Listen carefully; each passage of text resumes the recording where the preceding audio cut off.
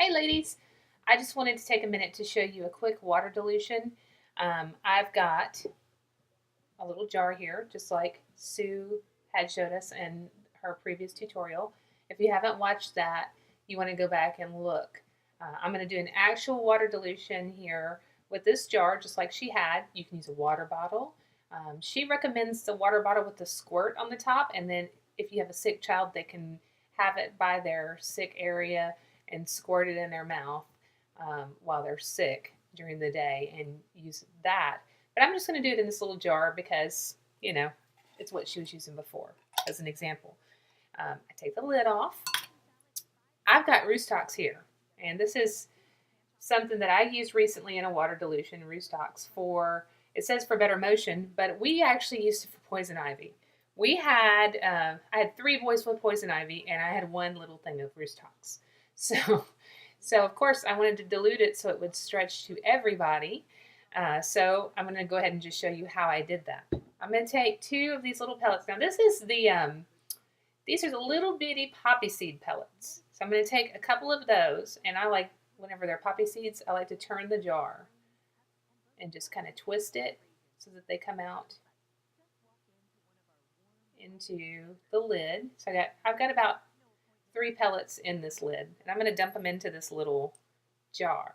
And what I'm going to do is take my glass of distilled water. If you don't have distilled water, you can take your well water and boil it, she said.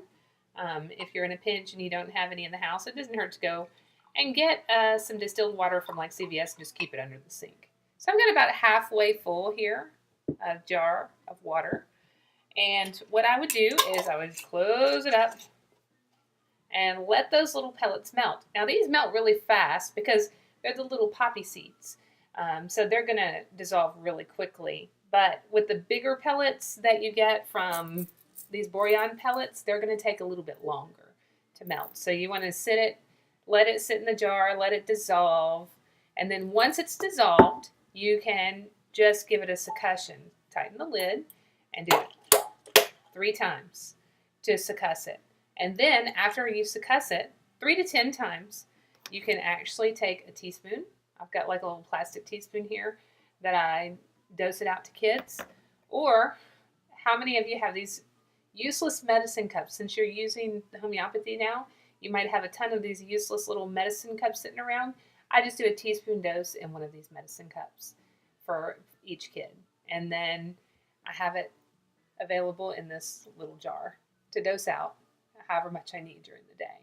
So that's how you do a water dilution. So every time you take it out and get ready to dose, 3 to 10 times succussing, and then you dose it out to get it done.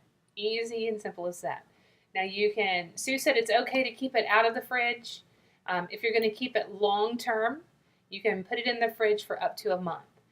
So I like to dose it and just stick it in the fridge because I'm not using it all day. If I have a child that's sick and needing a dose every couple of minutes, if I'm using essential oils on a child, I get a water bottle with a squirt top and squirt it in their mouth. You can find those at the dollar store for pretty inexpensively, those plastic bottles, and just give it to them and let them have it all day. If it's going to be out, Sue said to only use it like 1 to 2 days. And I mean, they're going to go through it pretty fast if it's going to be out. I think it's the smaller bottles.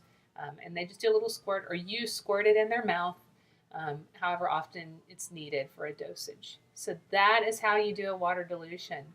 Very simple, very effective, very great way to stretch out your remedies if you have a large family.